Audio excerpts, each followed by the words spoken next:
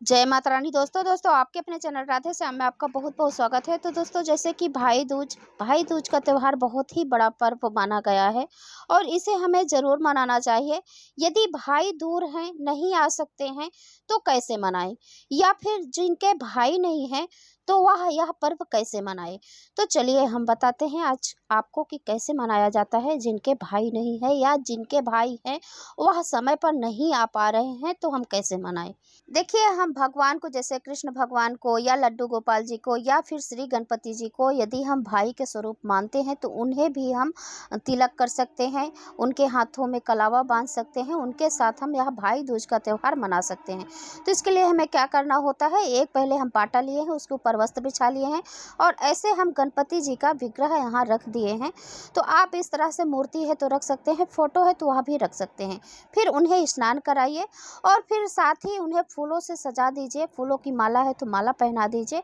इस प्रकार से हमें उनको सजा देना चाहिए। फिर इसके बाद हम उनको तिलक करेंगे। तिलक करने के लिए पहले थोड़ी सी हल्दी ले लीजिए, उसमें थोड़ा सा पानी डालकर फिर ऐसे अपने हाथों में गीला करके हल्दी, फिर माथे पर ऐसे भगवान को लगाना चाहिए, टीका करना चाहिए। तो इस प्रकार से जैसे हम भाई को टीका करते हैं उसी प्रकार से हम भगवान को टीका करेंगे।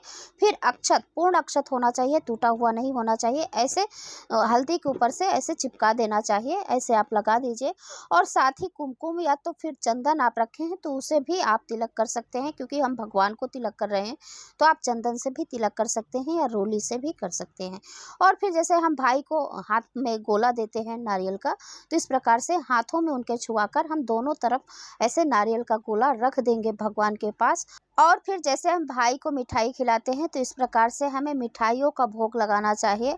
जो भी आपके पास मिठाई है आप भोग लगा दीजिए। भगवान श्री गणपति जी को लड्डू बहुत ही प्रिय है, इसलिए हमने लड्डू का भोग भी लगाया है और मिठाइयों का लगाया है। तो इस प्रकार से आप मिठाइयों का भोग लगाइए ज़रूर। और फिर देखिए, हमें रक्षा सूत्र बांधना चाहिए हाथों में। तो इस प्रकार से रक्षा सूत्र थोड़ा सा आप तोड़कर ले लें हाथ में और फिर ऐसे घुमाते हुए बांध दीजिए दाहिने हाथ में। तो इस प्रकार से हमें भगवान के हाथों में रक्षा सूत्र भी बांध लेना चाहिए। और फिर अब हम बाद में आरती करेंगे। जब हम तिलक कर लेते हैं, गोला दे देते हैं हाथ में, फिर इसके बाद आरती करते हैं। तो यदि आपको श्री गणेश जी की आरती आती है तो आप पूरी आरती गाकर आरती कर लीजिए। और यदि आरती नहीं आती है तो भी आप ऐसे दीपक जलाकर थोड़ा सा ऐसे गोल गोल घुमाकर आप आरती कर सकते हैं। जैसे कि आप भाई को आरती करते हैं, इसी प्रकार से आरती जरूर कीजिए। जय गणेश जय गणेश जय गणेश देवा, माता जाकी पार्वती पिता महादेवा, एक दंत दयावंत चार भुजाधारी, मस्तक सिंदूर सोहे मूस की सवारी। इस प्रकार से आप पूरी आरती गाइएगा। और देखिए, यदि बड़ी बहन है तो भाई को उपहार देती है, तो हम तो भगवान को भाई बनाकर इस समय उनका पूजन कर रहे हैं, भाई दूज मना रहे हैं, तो उन्हें उपहार तो देना ही चाहिए। तो इस प्रकार से हमने वस्त्र समर्पित कर दिया है। और देखिए, अभी हम धूप दिखा रहे हैं, धूप जरूर दिखा दें। और इस प्रकार से हमारी पूजा संपन्न हो जाती है। आप दक्षिणा भी कुछ समर्पित कर दें और एक लोटा जल जरूर समर्पित करें, क्योंकि जब हम मिठाइयाँ खिलाते हैं तो हमें पानी भी पिलाना होता है। और इस दिन तो बहन अपने भाई को अपने हाथों से बनाकर भोजन भी कराती है। तो आपके घर में जो भी पकवान बने आप भगवान को भोग जरूर लगाएं।